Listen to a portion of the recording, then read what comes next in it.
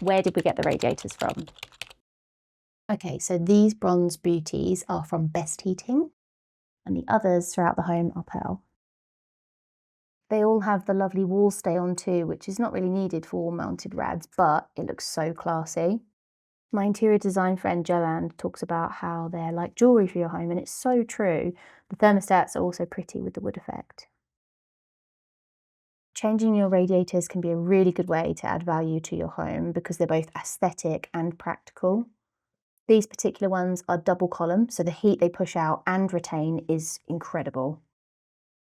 I've had white radiators like this one in all the homes I've lived in my whole life, and this room's not finished. So now that we're renovating our own home, I wanted something a bit more bold and timeless that would see us through forever. And they certainly are a statement piece for every room. I love them, they're gorgeous, and they keep the rooms warm. Win-win.